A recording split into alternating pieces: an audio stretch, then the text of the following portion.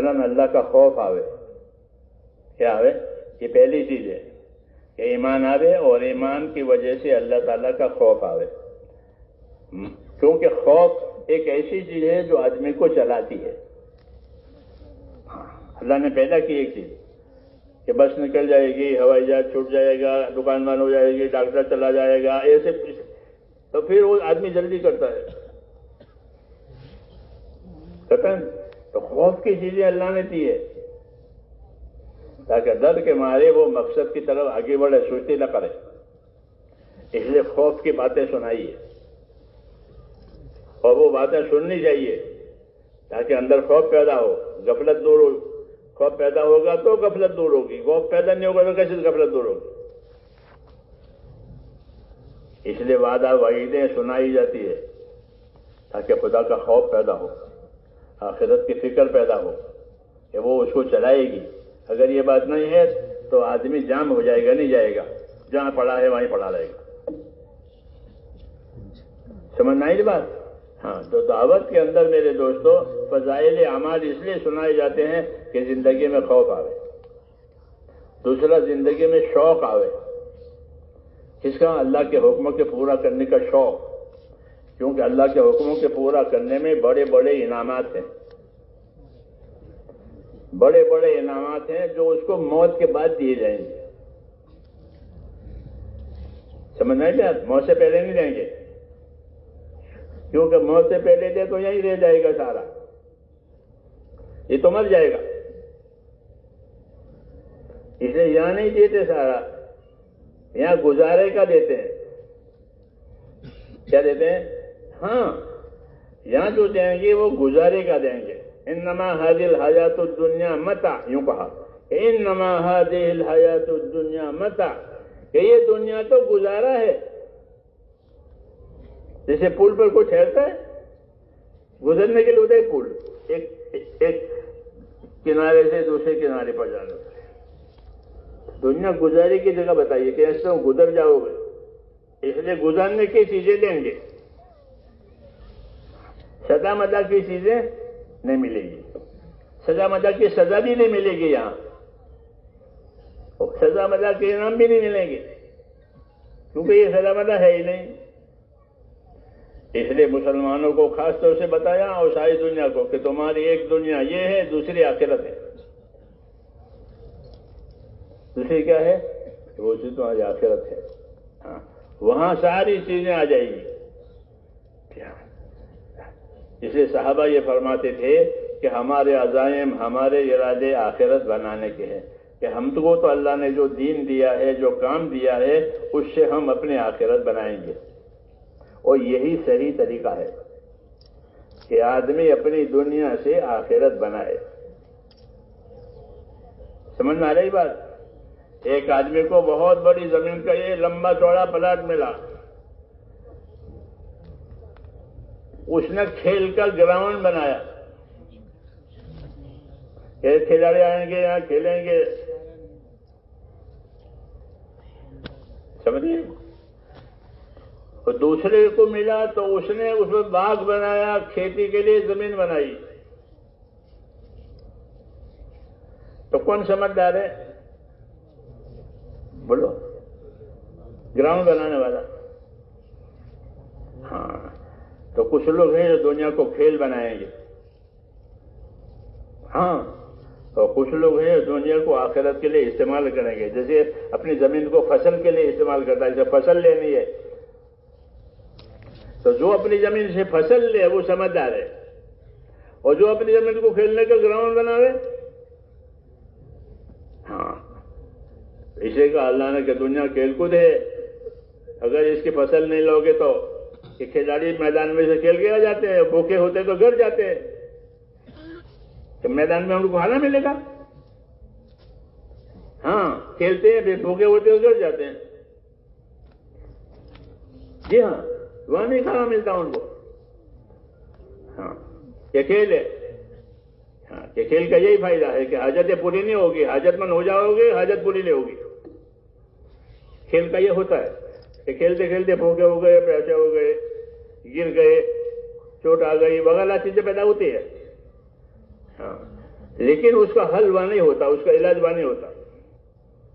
ہاں ایسے کا یہ کھیل کود ہے، تو جو کھیل کود بنائے گا اس کا کوئی علاج نہیں. اس لیے نبیوں کو پیش کر دنیا سے آخرت بنانے کے طریقے بتائے کہ اپنی دنیا سے آخرت بناؤ. وابتغی فیما آتاک اللہ الدار الآخرہ، تو اس کو دنیا ملی ہے اس سے آخرت بنا لے. جیسے زمین ملی ہے تو بویائی کر تاکہ کٹائی ہوا. جی ہاں، جو بوئے گا تو کاٹے گا. ہاں سمجھ میں آئی بات؟ تو اس لیے دنیا سے آخرت بنانے کی ہماری دعوت ہے، اور دنیا سے آخرت بنانے کے لیے سب سے پہلے ایمان ہے. کیا ہے؟ کہ اللہ پر ایمان لاؤ، آخرت پر ایمان لاؤ، نبیوں پر ایمان لاؤ، پھر اللہ پر ایمان لا کر اس کے اطاعت کرو. یہ دوسرا نمبر ہے کہ اللہ کے اطاعت کرو، اپنے آپ کو حکموں کا پابند کرو اور بے حکمی سے اپنے آپ کو بچاؤ. اور یہ بھی جانو کہ حکم پورا کرنے سے کیا ملے گا اور بے حکمی سے کیا مصیبت آئے گی، اس کو جانا کرو. ایسے نہیں کہ اندھا تو حکم پورا کر لیا پاگل کی طرح سے، ہاں کہ پاگل کو جان لے جاؤ، اندھے کو جان لے جاؤ، کیسا نہیں ہے. بلکہ سوچ سمجھ کر کے قدم اٹھاؤ کہ دنیا سے آخرت بنانی ہے اور اس کے لیے اللہ نے دین دیا ہے. سمجھ آئی بات؟ تو دین میں دو چیزیں ہیں، ایک فضائل ہیں اور ایک احکام اور مسائل ہیں. دین میں ایک فضائل ہے، تو پہلے فضائل سیکھنے چاہیے. یہ ہمارا طریقہ ہے کہ پہلے فضائل سیکھنے چاہیے.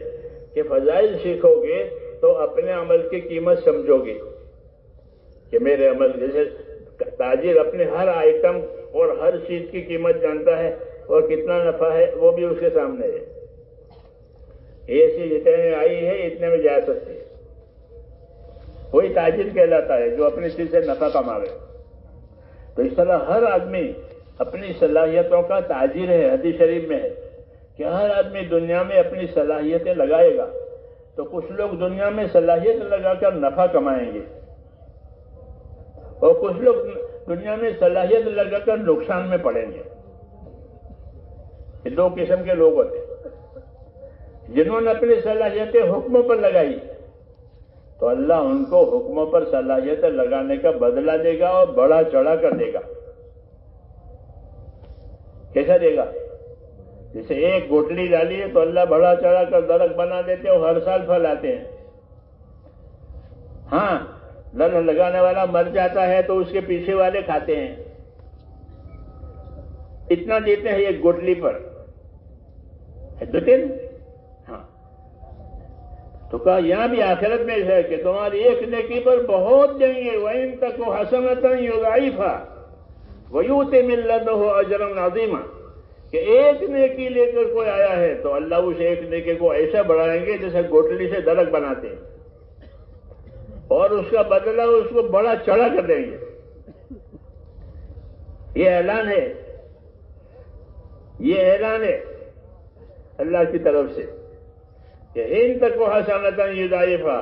کہ ہم اللہ دکاندار نہیں ہے کہ 5 روپیہ دو تو 5 روپے کا ہی مال دے. دکاندار ایسا کرے گا نا، وہ تو کہ آپ نے 5 روپے دیے تو 5 روپے کا مال لے گا. کیوں؟ کہ وہ تو دکاندار ہے، اس کو اپنا نفع لینا ہے. اللہ تاجر نہیں ہے، اللہ کریم ہے.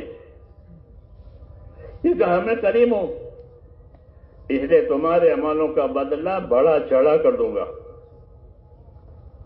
پھر بھی کوئی نہ لے تو اس سے زیادہ کوئی محروم نہیں ہے. اس لیے فضائل سنائیں. کیا سنائیں؟ کہ آپ کو فضائل سنائیں. ایک عمل نہیں ہے بلکہ وہ کتنے ہی عمل ہے. اللہ کے راستے میں نکل کر اپنے عملوں پر کیا ملنا ہے اس کا یقین پیدا کرنا ہے کہ مجھ کو میرے عمل پر کیا ملے گا. میرے ایک ایک قدم پر ایک ایک نیکی ملتی ہے. کوئی ڈپارٹمنٹ ایسا ہے کہ آپ کو ہر قدم پر کچھ دے؟ ایسا ہے کہ بھائی آفس سے لے کر یہاں تک بہت دور جتنے قدم ہے اس کا اعلان آپ کا یہ ملے گا یہ مل گیا. میرے اللہ کے ہاں ہے کہ مسجد سے جتنے دور ہوں گے اتنے نفع میں رہو گے. ہاں کہ مسجد سے جتنے دور رہو گے اتنے نفع میں رہو گے. بات صحابہ نے یہ کہا کہ ہمارا گھر مسجد سے دور ہے تو گھر بدلے. حضور نے ان کو منع کیا کہ گھر مت بدلو، وہیں رہو اور وہاں سے چل کر آؤ اللہ کی عبادت کرنے کے لیے، تو اللہ تمہیں جس طرح عبادت پر دیں گے تمہارے قدموں پر دیں گے۔ ایسا کوئی ڈپارٹمنٹ ہے کہ بس بدل کے جاؤ گے، دو بس ہیں تو اتنا ملے گا، اور ایک بس سے آؤ گے تو اتنا ملے گا؟ ایسا ہے؟ ایسا نہیں ہے۔ یہ کچھ بھی ہوگا پر آدھا وہ ڈیوٹی ہے، یوں کرے گا۔ تو اللہ تعالیٰ یوں کہتے ہیں کہ اصل عمل پر بھی دیتے ہیں، اور اصل عمل کے لیے جتنے واسطے آپ اختیار کرو گے اس پر بھی دیں گے۔ ایسا کوئی ڈپارٹمنٹ نہیں ہے، ایسا کوئی شعبہ نہیں ہے، یہ صرف اللہ کا شعبہ ہے کہ آپ گھر سے وضو کر کے گئے تو کیا ملے گا؟ کہ گھر سے وضو کر کے نماز میں جانے والا ایسا ہے جیسے گھر سے احرام مان کر حج کو جانے والا۔ ہاں، کہ اپنے گھر سے وضو کر کے جانے والا وہ ایسا ہے جیسا گھر سے احرام مان کے حج کو جا رہا ہے۔ وضو تو یہاں بھی کرنا ہے، وہاں بھی کرنا ہے۔ اس کو فضائل کہتے ہیں، اللہ کے وعدے ہیں یہ کہ بندوں کے عمل کوئی معمولی نہیں اللہ کے ہاں۔ ہاں، آپ کو تو ہمارے یہاں وضو تو کوئی بڑی چیز نہیں ہے، لیکن اللہ کے ہاں وہ بڑی چیز ہے، اس لیے اس پر دے رہے ہیں کہ گھر سے وضو کر کے گیا ہے تو یہ دیں گے۔ پھر نماز پڑھنے پر نہیں دیں، نماز پڑھنے پر بھی دیں گے، نماز کے انتظار پر بھی دیں گے۔ دنیا میں انتظار پر کچھ ملتا ہے؟ ویٹ کرو یعنی بیٹھو، برداشت کرو۔ کیا یہاں ویٹ پر بھی دیں گے؟ نماز کے انتظار میں جب بندہ بیٹھتا ہے تو وہ نماز میں ہی ہے، جیسے نماز پر اس کو ثواب ملے گا انتظار پر بھی ثواب ملے گا۔ ایسا کوئی نہیں ہے کوئی؟ ہاں، بلکہ ویٹ کا روم الگ، وہیں جب وہیں بیٹھو ہو، جب تم کو بلاوے تب آنا۔ جی ہاں، تو اس کو فضائل کہتے ہیں، اور فضائل کا مطلب یہ ہے کہ اللہ اپنے بندوں کا اکرام کرتے ہیں۔ فضائل کا معنی یہ ہے اللہ کہ ان کا بیکار بیٹھنا نہیں ہے کہ ان کو بیکار بٹھایا ہوا ہے لاچار، کہ نہ، یہ میری عبادت میں آئے ہیں اور میری عبادت کے انتظار میں ہیں، اس لیے عبادت پر بھی دیں گے، انتظار پر بھی دیں گے، چلنے پر بھی دیں گے کہ چل کر آئیں تو چلنے پر بھی دیں گے۔